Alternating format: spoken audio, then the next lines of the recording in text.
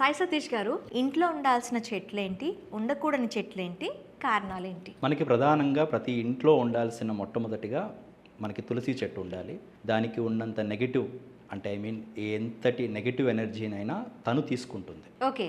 It is a scientifically proved. First of all మనకి తులసి చెట్టు ఉండాలి. అంటే మనలో ఉన్న నెగటివ్ ఎనర్జీ, మన ఇంటిలో ఉన్న నెగటివ్ ఎనర్జీస్, మన మీద పడుతున్న negative energies, bad evil eye, black magic రిలేటెడ్కి సంబంధించినవి కానీ ఇలాంటి ఏ ఎనర్జీస్ అయినా ఫస్ట్ మన ఇంట్లోకి వచ్చే ముందు తులసి చెట్టు ఉండడం వల్ల అది అబ్జార్బ్స్ అనేది అది చేసేసుకుంటుంది. ఓకే. అండ్ మోరోవర్ మనకి ఈవెన్ ఎయిర్ ప్యూరిఫైర్ కూడా పెట్టి చూస్తే తులసి వనంలో ఎయిర్ ప్యూరిఫైర్ని పెట్టి చూస్తే ఆక్సిజన్ లెవెల్స్ అనేవి చాలా ఎక్కువగా ఉంటాయి.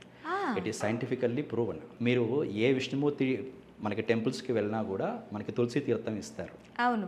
ఎందుకు ఇస్తారు? సో దానికి సంబంధించి మన బాడీలో కూడా మనకి టాక్సిన్స్కి సంబంధించిన వాటికి కూడా అది బాగా క్లెన్స్ చేయగలుగుతుంది. దానికి చాలా ప్రాపర్టీస్ ఉన్నాయి. సో మనకి తులసి చెట్టు అనేది చాలా మెయిన్ ఇంపార్టెంట్ ప్లాంట్, ప్రతి ఒక్కరి ఇంట్లో ఉండాల్సిందే. ఓకే. తులసి చెట్టు మనకి కొంతమంది ఇళ్ళల్లో తొందరగా అది ఎండిపోతుంది. అవును. దాన్ని మెయింటైన్ చేయడం చాలా కష్టంగా ఇదవుతుంది. దాని meaning it is taking our all negative energy. Negative ఎనర్జీని అంతా అది తీసుకుంటుంది. మనకి రావాల్సిందంతా తను తీసుకుంటుంది. సో వెంటనే ప్లాంట్ని మారుస్తూ దాన్ని బాగా చూసుకుంటూ ఉండాలి. ఓకే.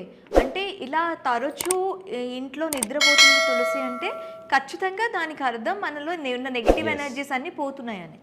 సో చూసారు కదా ఈరోజు ధర్మ సందేహం. మీకు ఇలాంటి సందేహాలు ఏమైనా ఉంటే కింద కామెంట్ సెక్షన్లో కామెంట్ చేయండి. మీ సందేహానికి మేము నివృత్తితో వస్తాం.